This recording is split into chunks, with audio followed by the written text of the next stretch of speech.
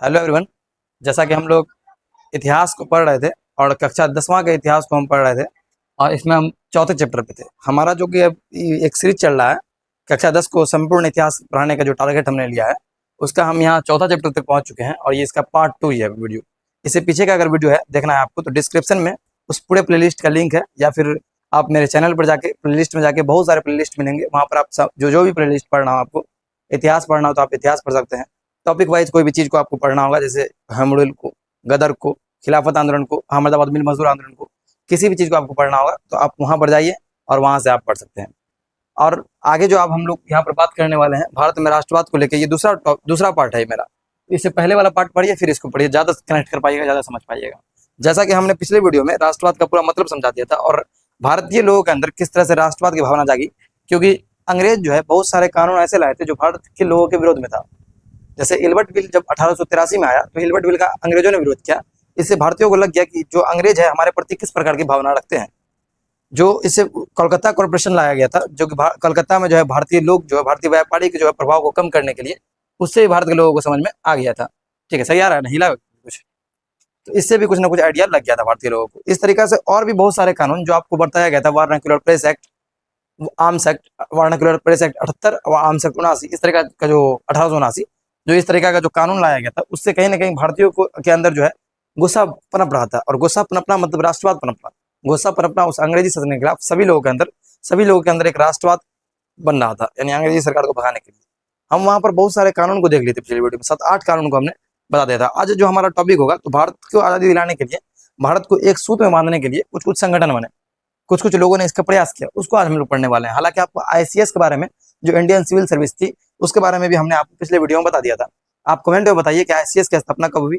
IAS जो exam होता है वो आईसीएस का नाम बदलकर आईएएस कर दिया गया है, और आईएएस का जो एग्जाम होता है वो अभी कौन सी जो कमीशन भारत में लेती है, अगर वो कमीशन अभी भारत में एग्जाम लेती है आईसीएस का, तो वो कमीशन की स्थापना कब हुई थी, ये आप लोग कमेंट में बताइएगा हमको आईसीएस के बारे में, जो कि मैंने पिछले वीडियो में पढ़ाया है।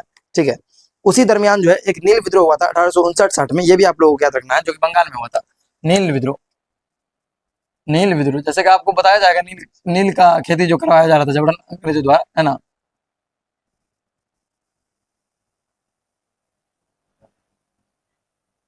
उसी दौरान एक पवना विद्रोह हुआ था जो किसानों द्वारा हुआ था।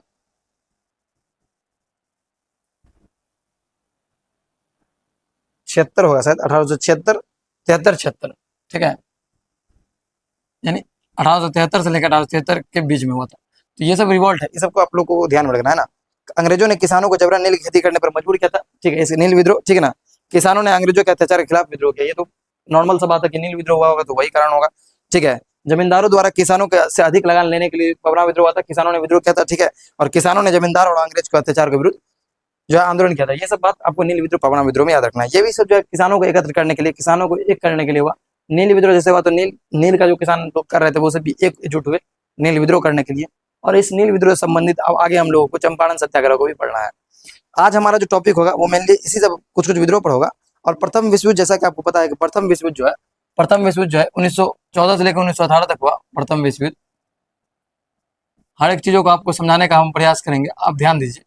प्रथम विश्व युद्ध जो है, वर्ल्ड वार फर्स्ट जो है 1914 से लेकर 1918 तक हुआ। इसमें जो है अंग्रेजी सरकार बोलती है कि भारतीय लोग अगर हमारे तरफ से सेना में लड़ेंगे तो हम लोग इसको जो है आज़ादी देंगे या फिर कुछ हद तक छूट दिया जाएगा। ठीक है, अंग्रेज ऐसा हम लोगों को लालच देती है। ठीक है, लेकिन जो है जब इसमें जो है गांधी जी भी आह्वान किए थे लोगों से कि अंग्रेजी सेना में भर्ती हो। इसी कारण जो है प्रथम विश्व युद्ध जब गांधी जी ने बहुत सारे लोगों को सेना में भर्ती करवाया। सब कुछ सही है ना, वॉइस वगैरह। तो भारतीय लोगों को जब सेना में भर्ती करवाया तो उसको गांधी जी को सर जो है मतलब भर्ती कराने वाला एजेंट ही बोला गया था। ठीक है, उस समय। और गांधी जी को उसी दरमियान जो है केसरी हिंद की उपाधि भी मिली थी, जो अंग्रेजों द्वारा दिया गया था। केसरी हिंद की उपाधि किसको मिला था? महात्मा गांधी को। किसको मिला था? महात्मा गांधी को। मेरा मोबाइल को तुम फ्लाइट मोड पर नहीं डाला था तो मैसेज क्या आ रहा है? केसरी हिंद का उपाधि, यानी महात्मा गांधी को किसका उपाधि मिला था? केसरी हिंद का। क्यों? रीजन ये था कि प्रथम विश्व युद्ध में महात्मा गांधी जो है अंग्रेजों का बहुत हेल्प किए थे। ठीक है, और अंग्रेजों को हेल्प करने का रीजन क्या था महात्मा गांधी का उसके पीछे? क्योंकि अंग्रेजों ने कहा था कि जो 1916 के बाद जो है या विश्व युद्ध खत्म होने के बाद जो है आपके साथ जो है बहुत सारा ट्रीटी किया जाएगा, समझौता किया जाएगा, आपको जिस तरीका से आपके यहाँ हो रहा है वैसा नहीं होगा। ठीक है, ऐसा कुछ जो है अंग्रेजों ने कहा था, है ना। ब्रिटेन के सभी उपनिवेशों में सबसे महत्वपूर्ण उपनिवेश क्या था? भारत था, है ना। युद्ध आरंभ होते ही ब्रिटिश सरकार ने घोषणा की कि भारत ब्रिटिश शासन का लक्ष्य यहाँ क्रमशः एक जिम्मेदार सरकार की स्थापना करना चाहता है। ठीक है, अंततः 1916 में भारत सरकार ने भारत में आयात शुल्क लगाया ताकि भारत में कपड़े होते, यानी कुछ कुछ मनचाहा जो है छोड़ा। ठीक है, कुछ कुछ मनचाहा चीज दिया भारतीय लोगों को अपने तरफ अट्रैक्ट करने के लिए। ठीक है, ताकि भारतीय लोग मेरे तरफ अट्रैक्ट हो और भारतीय लोग जो है हमारे हेल्प करें, हमारा सहयोग करें। ठीक है, अब देखिए प्रथम विश्व युद्ध के अगर घटनाक्रम को पढ़ेंगे तो प्रथम विश्व युद्ध दौरान कुछ जो है संगठन बने हमारे देश में, जो कहीं ना कहीं अंग्रेजों को डिमोटिलाइज करने के लिए, तोड़ने के लिए, खत्म करने के लिए बनाए गए थे। ठीक है, तो हमारे देश में ही बने, हमारे देश से बाहर जो लोग रह रहे थे उन लोगों ने भी बनाया, उन लोगों ने भी देश को आज़ादी दिलाने के लिए बनाया। ठीक है, अब देखिए तत्कालीन राष्ट्रवादी नेताओं ने सरकार पर स्वराज प्राप्ति के लिए दबाव बनाना शुरू किया। यानी उस समय जो राष्ट्रवादी नेताओं थे उसने स्वराज बनाने के लिए, स्वराज है ना, स्वराज के उद्देश्य से वहां पर लक्ष्य बनाया। 1915 और 17 के बीच में एनी बेसेंट और तिलक ने आयरलैंड से प्रेरित होकर भारत में होम रूल लीग की स्थापना की। तो आज का टॉपिक जो है आपको यहाँ समझने को मिलेगा। ठीक है, होम रूल के बारे में।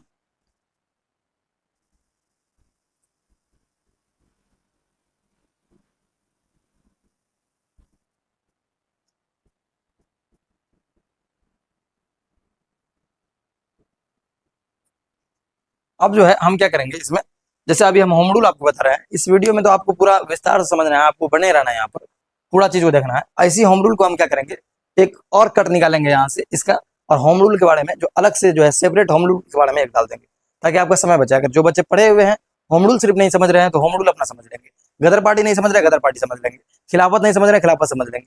हम जो वीडियो बनाएंगे उसी में से कट निकाल के दे देंगे, जैसा कि हानोई समझौता को हमने दे दिया था। हालांकि हम होम रूल पहले पढ़ाए हुए हैं, स्पेसिफिक होम रूल को ही पढ़ाए हुए हैं। पिछले अगर आप प्लेलिस्ट में जाइएगा, हिस्ट्री स्पेशल का प्लेलिस्ट में आपको होम रूल पढ़ाया हुआ, सब कुछ पढ़ाया हुआ मिल जाएगा। अभी हमारे यहाँ चैप्टर में है तो हम लोग इस पर ध्यान से जो है थोड़ा सा पेशेंस रख के यहाँ पर डिटेल से पढ़ने का प्रयास करेंगे। देखिए होम रूल, होम मतलब अब हम लोग समझने का प्रयास करते हैं, क्या क्या पढ़ने समझने का प्रयास करेंगे, होम रूल को समझने का प्रयास करेंगे। अब देखिए होम रूल क्या होता है। होम रूल, होम मतलब क्या होता है, गिरी। होम मतलब क्या होता है, गिरी। रूल मतलब शासन, रूल मतलब शासन, यानी कि होम रूल का मतलब होता है गृह शासन। क्या क्या होता है, क्या होता है गृह शासन, क्या होता है गृह शासन है क्या। देखो जैसे होम रूल की स्थापना को, होम रूल जो है सबसे पहले दो नाम याद रखना है, बाल गंगाधर तिलक, बाल गंगाधर तिलक, और एक याद रखना है Annie Besant. Annie Besant, Annie Besant जो वो कहाँ की महिला थी, आयरलैंड की, और थियोसॉफिकल सोसाइटी के सदस्य, और थियोसॉफिकल सोसाइटी के प्रचार प्रसार में ही जो इंडिया आई थी। एनी बेसेंट, थियोसॉफिकल सोसाइटी क्या था, theosophical society, theosophical society,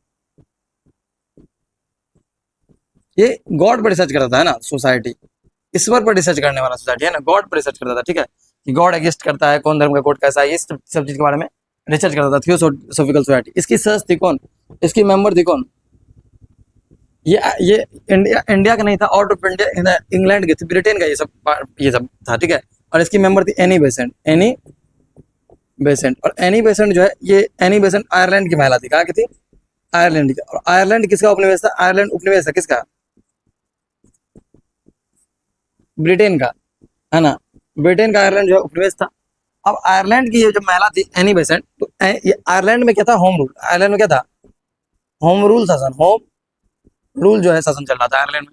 Annie Besant Bharat आती है और इनकी मुलाकात कहीं ना कहीं बाल गंगाधर तिलक से होती है, और बाल गंगाधर तिलक को बताती है कि हम लोग यहाँ पर इंडिया में जो तुम लोग जिस तरीके से मांग कर रहे हो स्वराज का, तो स्वराज तो तुमको मिलने से रहा, स्वराज तो तुमको नहीं मिलेगा, कम से कम तुम होम रूल मांग लो। होम रूल अगर मिलता है तो जो भारत में जो भी चीज हो रहा है, जो भी खर्च हो रहा है, जो भी आ रहा है जा रहा है, वो सिर्फ जो जितना भी चीज हो रहा है वो सब किसमें हो, अगर हमारे यहाँ से कोई इनकम हो रहा है तो उसको इन्वेस्ट भी कहाँ करो, इंडिया में करो। ठीक है, हम लोग को शासन में कुछ छूट दो, होम रूल है ना, अपना शासन, गृह शासन कम से कम करने दो। विदेशी हस्तक्षेप पे तुम लगाओ लेकिन यहाँ हमको करने दो। तो इन्होंने जो है होम रूल का स्थापना किया था पुणे में। कहाँ पर, पुणे में किया था। कहाँ पर किया था, पुणे में। अब इनके बारे में थोड़ा सा अगर होम रूल के बारे में देख, पुणे में जो इनका स्थापना हुआ था वो अप्रैल के माह में हुआ था शायद। ठीक है, उतना डिटेल इसमें नहीं दिया हुआ, वो वाला कॉपी देखे नोट, वो वाला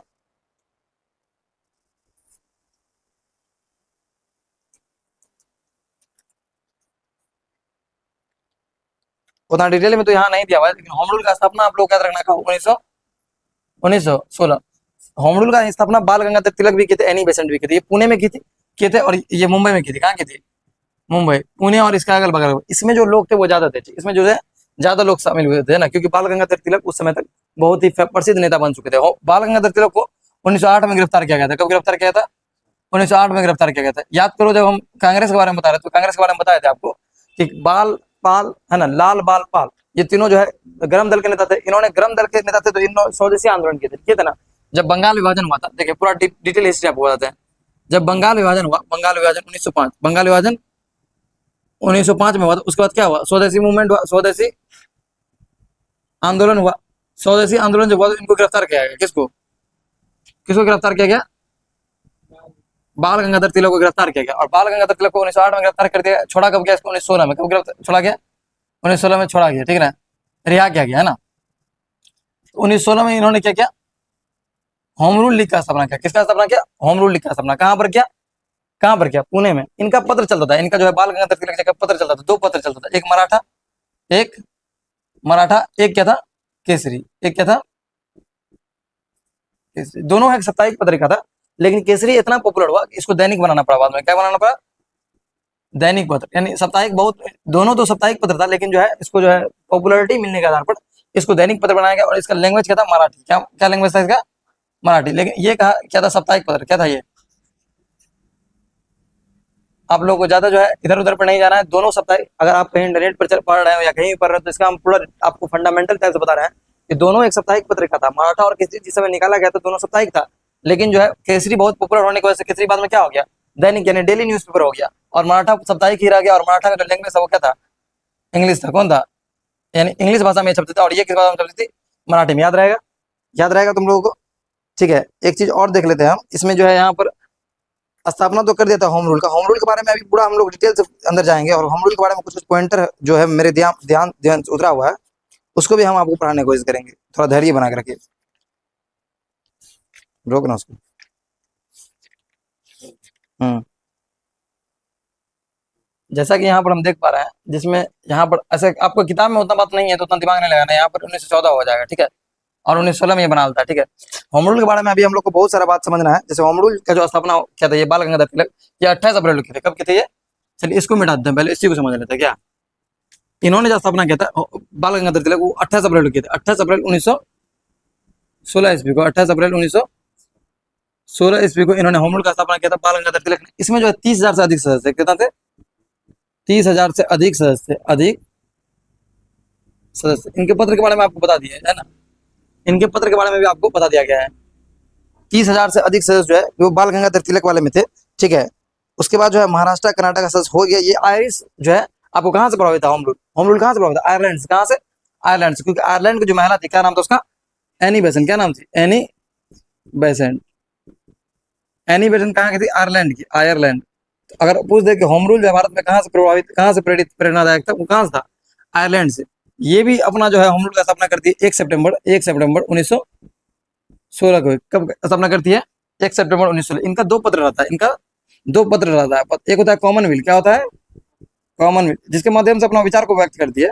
एक होता है न्यू इंडिया। क्या होता है? New India. इसका तो अंग्रेजी ही लैंग्वेज था, ठीक है। कॉमनवेल्थ और न्यू इंडिया, ये दो पत्र जो है किसका रहता है? एनी बेसेंट का। इन्होंने अपना स्थापना कहाँ पर किया था? मुंबई में। जैसा कि अभी हम बता रहे थे, मिटाया हम फिर अभी। इसका स्थापना कहाँ हुआ था? एनी बेसेंट का जो है बम्बई और शेष भारत है ना। एनी बेसेंट कहाँ हुआ था? बम्बई। पहले मुंबई का नाम क्या था? बम्बई। और शेष भारत में, ठीक है। तो इनके में सदस्य कम था किसके मुकाबले? बाल गंगाधर तिलक के मुकाबले, क्योंकि बाल गंगाधर इनसे ज्यादा पॉपुलर नेता थे, ठीक है ना, भारत में। समझ रहे हो? इनमें 27,000 सदस्य था, उनमें 30,000 32,000 सदस्य था। पत्र का बात बताइए दी इंग्लिश। अब देखो होता क्या है, 1917 में, अब क्या होता है 1917 में दोनों होम रूल एक हो जाता है, दोनों होम रूल एक। देखो इनका उद्देश्य तुमको समझना है। नोट तो बना ही लोगे, नोट तो इधर उधर से देख के बना लोगे। जैसे हम यहाँ से देख नोट तो बना लोगे। इसका उद्देश्य समझो। होम रूल का उद्देश्य क्या था? होम रूल का उद्देश्य था कि भारत में जो होम रूल का स्थापना करना। और साइड से जो एक चल रहा था कांग्रेस, कांग्रेस का भी उद्देश्य क्या था? स्वराज प्राप्ति करना। लेकिन कांग्रेस भी तो ये चाहेगी कि अगर स्वराज हमको नहीं मिल रहा तो कम से कम होम रूल मिले, क्योंकि दोनों का उद्देश्य कहीं ना कहीं एक तरह से बराबर हुआ। लोगों का जितना है सबका उद्देश्य बराबर हुआ। इसीलिए 1917 में दोनों इन दोनों होम रूल का भी उद्देश्य एक ही होगा। दोनों होम रूल क्या कर लेगा? एक कर लेगा। हालांकि 1917 में इनको गिरफ्तार किया गया। किसको? 1917 में गिरफ्तार, 1917 में गिरफ्तार एनी बेसेंट को, है ना। 1917 में क्या किया? गिरफ्तार कर लेगा। लेकिन फिर क्या किया गया? तुरंत रिहा, तुरंत 1917 में ही क्या किया गया? इसको रिहा, क्योंकि इनका प्रभाव ज्यादा था। ये किस सोसाइटी की सदस्य थी?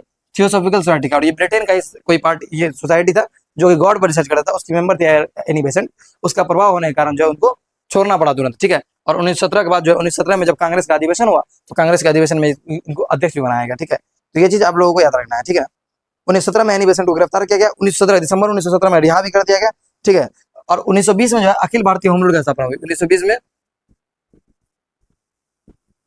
अखिल भारतीय होम रूल की स्थापना। आपसे अगर पूछेंगे अखिल भारतीय होम रूल की स्थापना कब हुई, क्या बताओगे? 1920 अखिल भारतीय होम रूल की स्थापना हुई। इसके अध्यक्ष कौन बने? अध्यक्ष बने महात्मा गांधी। कौन बने? महात्मा गांधी को इसका अध्यक्ष चुना गया, ठीक है।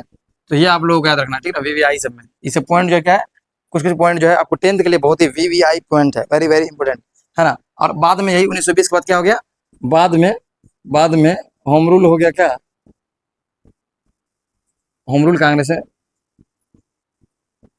होम रूल कांग्रेस में विलय, कांग्रेस में विलय हो गया, क्योंकि उद्देश्य एक ही था, दोनों का मोटिव एक ही था। तो कांग्रेस बढ़ चढ़ के काम कर ही रही थी, तो उसी में जो है होम रूल को क्या कर दिया गया, विलय कर दिया गया, कांग्रेस मिला दिया गया, ठीक है। तो ये होम रूल का देखो, एनी बेसेंट का साथ दे रहा था कौन, क्या बोलते हैं, मोतीलाल नेहरू, ठीक है। मोतीलाल नेहरू, है ना, सी राजगोपालाचारी, इन लोगों को याद रखना है। मोतीलाल नेहरू, तेज बहादुर सप्रू, मोहम्मद अली जिन्ना, इनका जो है साथ दे रहा था एनी बेसेंट का। तो ये आज हम लोग का टॉपिक है, ये क्या, होम रूल। होम रूल के बारे में अगर नहीं समझ में आया तो कमेंट करना है। होम रूल का स्थापना 1916 में भी, इनका मतलब गृह शासन होता है। 1908 में बाल गंगाधर तिलक को गिरफ्तार किया गया, 14 में छोड़ा गया। बाल गंगाधर तिलक जो है 1 अप्रैल 28 अप्रैल 1916 को जो है क्या किया, बाल गंगाधर तिलक पुणे में जो है होम रूल का स्थापना करते हैं। बाल गंगाधर तिलक का 2 पत्र रहता है, मराठा और केसरी। मराठा जो है कि साप्ताहिक पत्रिका रहता है, जो कि इंग्लिश भाषा में रहता है, और केसरी जो है दैनिक पत्रिका रहता है, जो कि मराठी भाषा में रहता है, ठीक है। इसके बाल गंगाधर तिलक जी के होम रूल में ज्यादा सदस्य शामिल थे, 30,000 से अधिक सदस्य शामिल थे। उसके बाद एनी बेसेंट, एनी बेसेंट के दिमाग में सबसे पहले होम रूल का आइडिया आता है, क्योंकि वो जिस देश से आई थी, आयरलैंड से आई थी, और आयरलैंड में क्या था, होम रूल था। इन्होंने 1 अप्रैल 1916 ईस्वी को होम रूल की स्थापना की, बंबई और शेष भारत में। इनका पत्र था एक कॉमनवेल्थ का, क्या था पत्र, एक कॉमनवेल्थ, और एक क्या था, न्यू इंडिया। क्या था, एक न्यू इंडिया। 1917 में हालांकि इनको गिरफ्तार कर किया गया, किनको किनको, एनी बेसेंट को, लेकिन तुरंत रिहा कर दिया। क्यों? क्योंकि इनका प्रभाव था कहां से, थियोसॉफिकल सोसाइटी से। 1917 में दोनों होम रूल को एक कर दिया गया, मर्ज कर दिया गया, और इनका अध्यक्ष बनाया गया किसे, 1920 में अखिल भारतीय होम रूल का स्थापना करके महात्मा गांधी जी को इनका अध्यक्ष बनाया गया, और बाद में होम रूल को कांग्रेस में मिला लिया गया। आपको याद रखना है कि 1917 में एनी बेसेंट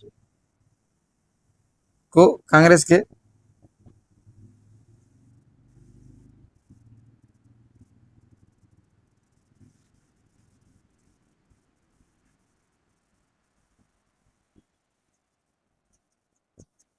याद रखना है कि पहली महिला थी जो एनी बेसेंट, उसको अध्यक्ष चुना गया था। कब? 1917 में। तो ये सब चीज को आपको ध्यान में रखना। अभी 1916 का सेशन पढ़ेंगे हम लोग, तो यहाँ पर जो है आपको होम रूल के बारे में पूरा बताया गया। होम रूल के बारे में कोई भी दिक्कत हो तो आप कमेंट कीजिए, और हम लोग बढ़ते हैं अगले टॉपिक की ओर, ठीक है। होम रूल के बाद आपको गदर पार्टी पढ़ाया जाएगा।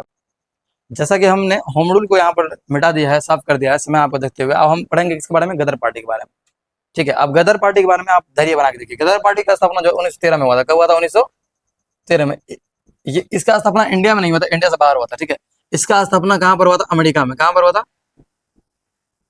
अमेरिका के कैलिफोर्निया में।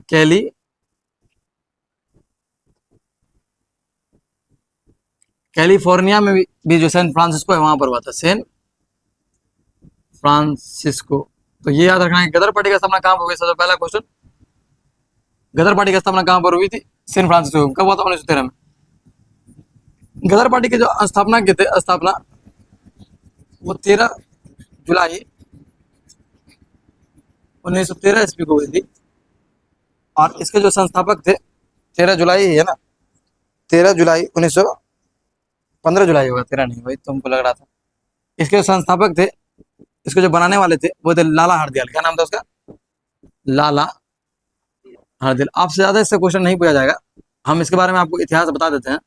और प्लस आपको याद रखना है, सोहन सिंह भगना भी जो है, इनके अलावा जो सदस्य थे, वो सोहन सिंह भगना का भी नाम आपको याद रखना है, सोहन सिंह भगना, ठीक है। अब इसके बारे में बताते हैं, गदर पार्टी का क्या उद्देश्य है। देखिए, गदर पार्टी जो है इंडिया से बाहर अमेरिका और ब्रिटेन में रहने वाले लोगों ने बनाया था। ये जो है, ये गदर पार्टी जो है, गदर नामक साप्ताहिक अखबार से, गदर नामक साप्ताहिक अखबार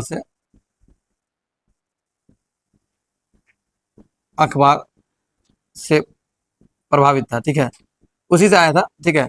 तो गदर नामक साप्ताहिक अखबार का जो है वो कौन छापते थे, वो लाला हरदयाल। कौन करते, लाला हरदयाल। होता क्या था कि ये इंडिया से बाहर, लाला हरदयाल, और गदर जो पार्टी बनी थी वो भारत से बाहर रहने वाले जो अमेरिका और कनाडा में जो भारतीय रह रहे हैं, अमेरिका और कनाडा में रहने वाले भारतीयों द्वारा बनाया गया। लाला हरदयाल जो है वो इस साप्ताहिक अखबार को छापते थे और वहाँ रहने वाले लोगों को बताते थे कि देखो भाई, हमारे इंडिया में जो है इतना दिक्कत लोग सह रहे हैं, इतना दिक्कत झेल रहे हैं, अंग्रेजों का इतना अत्याचार झेल रहा है, तो उसके लिए हम लोग को आवाज उठाना चाहिए। ये एक पत्र के माध्यम से लोगों तक पहुंचाया करते थे, राष्ट्रवाद को फैलाया करते थे गदर पार्टी, लाला हरदयाल साहब, ठीक है। ये क्या करते थे, लोगों तक पहुंचाते थे। इसके बाद जो है, जो इंडिया से बाहर रहने वाले, अमेरिका और कनाडा में रहने वाले लोग थे, उन्होंने इससे कुछ जो है पैसा वगैरह एकत्रित करके, लोगों से एकत्रित करके, गदर पार्टी में कुछ फंड पैसा वगैरह जमा करके यहाँ से ये कुछ हथियार भेजते। क्या भेजते? हथियार। अमेरिका और कनाडा से क्या भेजते? हथियार भेज देते, ठीक है। और हथियार भेजते कहाँ? भारत। कहाँ भेजते? भारत, ताकि भारत के लोग जो है उस अंग्रेज के खिलाफ जो है रिवॉल्ट कर सके। थोड़ा बहुत तो हथियार आया भी था। तो उसके बाद जब 1913 में इस पार्टी का स्थापना हुई थी, तो 1914 में क्या क्या शुरू हो गया था? प्रथम विश्व युद्ध। और 1918 तक चला था क्या? First world war. First world war, याद रखना इसको। तो 1914 में स्टार्ट हुआ, 1918 तक चला। जब ये क्या भेजता था? हथियार वगैरह भारत भेजते थे। कौन? ये जो गदर पार्टी थी, इसका काम था। इसी में कोई व्यक्ति था जो अपना ही कोई गद्दार होता है, तो उसी में कोई व्यक्ति था जो इन्फॉर्मेशन देता है किसको? अंग्रेजों को। और अंग्रेज क्या करते हैं? पूरा जितना भी हथियार वगैरह रहता है, ये लोग करते क्या है, शुरू में थोड़ा बहुत हथियार भेजते हैं। उसके बाद ये लोग क्या करते हैं कि ऐसा करो कि हथियार को जो है ना एक धीरे धीरे करके भेजते हैं, ठीक है। और एक के बार जमा करो। और 1915 में क्या करेंगे? पूरा भारत में एक साथ क्रांति करेंगे, एक साथ पूरा भारत में क्रांति करेंगे। एक साथ अगर वृहत मात्रा में क्रांति करेंगे तो अंग्रेज सरकार पर बहुत प्रेशर बनेगा, ऐसा इन लोगों का सोच था। लेकिन अपना ही कोई धोखा दे देता है। और 1914 से 1915-18 के बीच में जो वर्ल्ड वार रहता है, चलता रहता है, अंग्रेजों को भी हथियार की जरूरत रहती है वहां पर। तो कोई अगर अपना यहाँ पर कोई बताता है, तो उसके बाद क्या करते हैं, जहां जहां पर गदर पार्टी द्वारा भेजा गया हथियार था, सबको अंग्रेज क्या कर लेता है? जब्त कर लेता है ना। और अंग्रेज इस पार्टी को 1915 में क्या करता है? आर्म्स एक्ट लाता है। फिर से क्या लाता है? Arms act. क्या लाता है? Arms act. और आर्म्स एक्ट लाके इस पार्टी को क्या करता है? डिस्ट्रॉय करता है, खत्म करता है, ठीक ना। इसके सारे गतिविधियों को, सारे एक्टिविटीज को इसको खत्म करता है, ठीक ना। तो इस तरीका से यहाँ पर होता है। और आर्म्स एक्ट को आगे चल के 1919 में जो है इसी को एक्सपेंड करके बनाता है कौन? रॉलेक्ट एक्ट। तो ये था हमारा गदर पार्टी के बारे में। इसकी स्थापना 1913 में हुई। सोहन सिंह भगना का नाम इसमें याद रखना है आपको। लाला हरदयाल ने इसका स्थापना किया था, ये भी याद रखना है। इसकी स्थापना भारत से बाहर हुई थी, सैन फ्रांसिस्को में हुई थी। और ये अमेरिका और कनाडा में जो लोग भारतीय लोग रहते थे, वो कुछ पैसे वगैरह एकत्रित करके आर्थिक सहायता से हथियार वगैरह लाके भारत में भेजा करते थे, ताकि लोग वहां पर क्रांति कर सके, ठीक है। और इन लोगों का प्लान था कि 1915 में हम लोग पूरे भारत में एक साथ क्रांति करेंगे, ताकि अंग्रेज हम लोग को छोड़ दे। ऐसा करने का प्लान था, लेकिन ऐसा हो नहीं पाया। कोई अपना ही कोई गद्दार निकल गया और अंग्रेजों को इन्फॉर्मेशन दे दिया। अंग्रेज सारे हथियार को जब्त कर लिए और प्रथम विश्व युद्ध में उनका बहुत बहुत फायदा हुआ। किसको? अंग्रेजों को फायदा हुआ। तो ये था हमारा गदर पार्टी कहानी।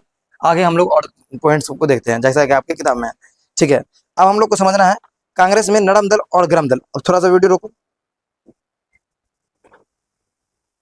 आपको समझ में आ गया कि गदर पार्टी वाला जो रिवोल्ट कर रहा था वो एक सशस्त्र विद्रोह था। यहाँ तक हम लोग का पॉइंट क्लियर हुआ। आगे हम लोग इसी में समझेंगे क्या? आगे हम लोग को इसी में समझना होगा। भारत में जो है 1916 में कुछ घटनाएं घटी थी।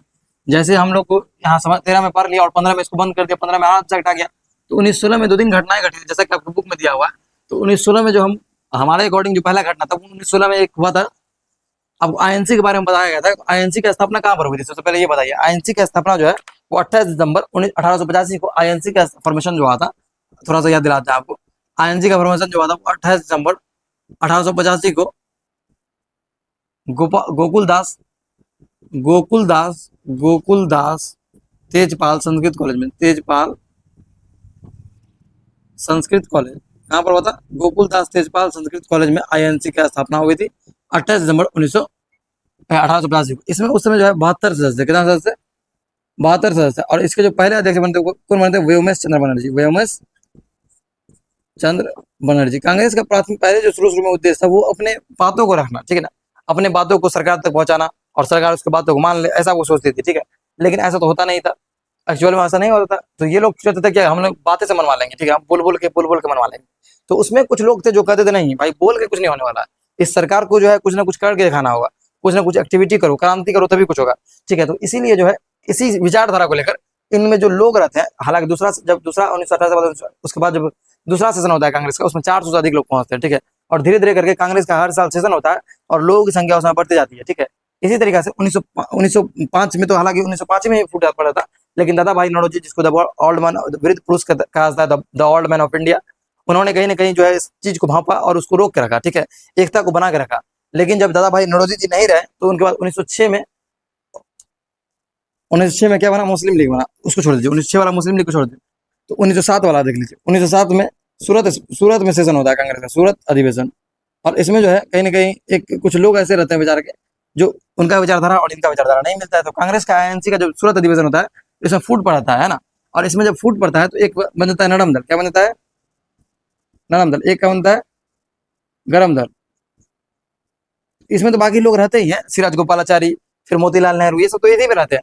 लेकिन इसमें जो है मेनली गरम दल में, गरम दल नरम मतलब क्या समझना है तुमको? ये इसका दिमाग नरम है, ये कोई भी रिवॉर्ड वगैरह नहीं चाहता, ये बात से अपने बात से मनवाना चाहता है। लेकिन ये गरम दल क्या कहता है, नहीं भाई क्रांति करो, और वो भी सशस्त्र क्रांति करो। तो इसमें गरम दल में रहते हैं बाल गंगाधर तिलक,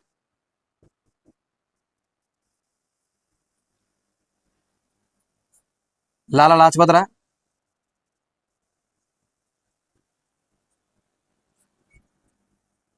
विपिन चंद्र पाल।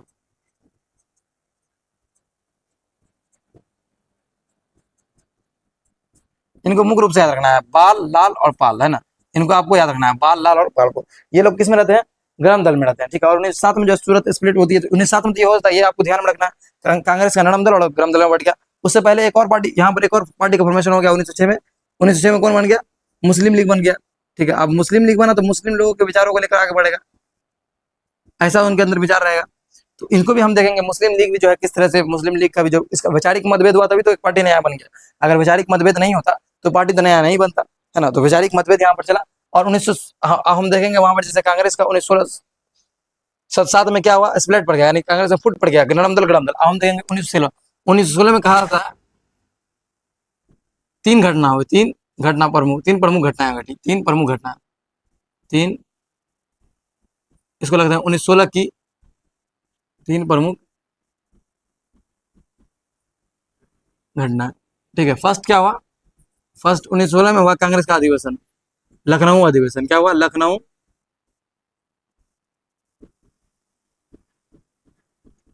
अधिवेशन। इसमें जो है कांग्रेस का क्या हुआ, 1916 में लखनऊ अधिवेशन हुआ। इसमें जो है कांग्रेस का जो है कौन कौन, जो नरम दल था, जो नरम दल और जो गरम दल था, जो गरम दल था वो एक हो गया, गरम दल नरम दल एक, ठीक है। कांग्रेस जो गरम दल और नरम दल के नेता थे वो सब क्या हो गए, एक हो गए, मिल गए, ठीक है। और जो दूसरा पॉइंट आप लोग को देखना है कि 1916 में ही क्या हुआ, कांग्रेस का और मुस्लिम लीग का समझौता हो गया। क्या हो गया? जैसे इतिहास में क्या बोला था, लखनऊ समझौता, क्या बोला था, इसमें इंक डाल दो। हाँ कोई बात नहीं, जैसे इतिहास में यही वाला बस लास्ट पॉइंट है, इसके बाद हम लोग वीडियो को रोकने का प्रयास करेंगे। कांग्रेस का 1916 में जो है मुस्लिम लीग और कांग्रेस का क्या समझौता हुआ, जिसे लखनऊ समझौता के नाम से इतिहास में याद रखना था, लखनऊ समझौता, है ना, इसको याद रखना। और 1916 में और कोई घटना घटा था, जैसा कि आपका बुक बोल रहा है, एक बार देखते हैं। 1916 में जो तीन सफल, है ना, 1900 दूसरे कांग्रेस और मुस्लिम के बीच समझौता, युद्ध काल में भारतीय राजनीतिक रंग पर जो महात्मा, हाँ ठीक है। 1915-16 में क्या हुआ, एक और घटना क्या घटा 1915 में, 1915-16 एक घटना ये घटा कि महात्मा गांधी आ गए 9 जनवरी 1915 को, 1915 को महात्मा गांधी भारत आए, महात्मा गांधी का आगमन। तो ये एकदम बेसिक से एकदम देखना है, कोई इसमें टेंशनबाजी नहीं है, एकदम देखते रहिए वीडियो को। 9 जनवरी को हम लोग क्या मनाते हैं, प्रवासी दिवस। महात्मा गांधी कहाँ से आए थे, दक्षिण अफ्रीका से, ठीक है। अब इसी में हम लोग पूरा एकदम महात्मा गांधी जब आए, महात्मा गांधी को अब हम लोग कहाँ घुस जाएंगे, महात्मा गांधी की तरफ। मेरा तो अभी इच्छा नहीं है क्लास को रोके, लेकिन ज्यादा समय हो जाएगा और वीडियो भी काफी जीबी का बन जाता है, ठीक है। और आपको देखने में भी शायद ज्यादा देर समस्या होता हो। तो कल हम लोग का जो मुख्य टॉपिक रहेगा, मुख्य जो हमारा टॉपिक रहेगा, महात्मा गांधी का एकदम बैक टू बैक जो है आते हैं और जो हैट्रिक मारते हैं। सबसे पहले क्या आता है, चंपारण सत्याग्रह। क्या आता है, चंपारण सत्याग्रह कब होता है, 1917। अहमदाबाद मिल मजदूर केस, अहमदाबाद मिल मजदूर आंदोलन, ये कब होता है, 1917 के 18। और खेरा आंदोलन, ये तो दोनों, एक मजदूर वाला है किसान वाला, और ऊपर वाला भी किसान वाला, 1918 में ये दोनों, ठीक है। पहले ये फिर ये, ठीक है। ये चीज आपको एकदम ध्यान में रखना। पहले कौन हुआ, ऊपर वाला है ना, चंपारण, खेरा और अच्छा पहले कौन हुआ वो देख लेना, ठीक ना। खेरा हुआ कि पहले ये हुआ, तो अपना देख लेना आप लोग को। ठीक है, 1918 में ही ना हुआ था, लेकिन दोनों क्या रे, तुम लोगों को तो कुछ पता ही नहीं होगा। पढ़ो तो ओरिजिनल सही से पढ़ा करो, उसमें बहुत कुछ पॉइंट्स है, इसमें 8वां में दिया हुआ है सब, है ना। 1818 में दोनों में एक ही से साथ में हुआ था, ठीक है, ऊपर नीचे हो सकता है। ठीक है, चंपारण सत्याग्रह, अहमदाबाद मिल मजदूर आंदोलन और खेरा आंदोलन, ये तीनों महात्मा गांधी के आते के साथ जो है आंदोलन था। चंपारण सत्याग्रह जो है पहला सत्याग्रह था। चंपारण सत्याग्रह कल उठाएंगे, महात्मा गांधी के उत्कृष्ट को पढ़ेंगे और महात्मा गांधी किस तरह भारत में आए और भारत के लोगों पर छा गए, ठीक है। और जो है इसको हम लोग देखने का कल जो है प्रयास करेंगे।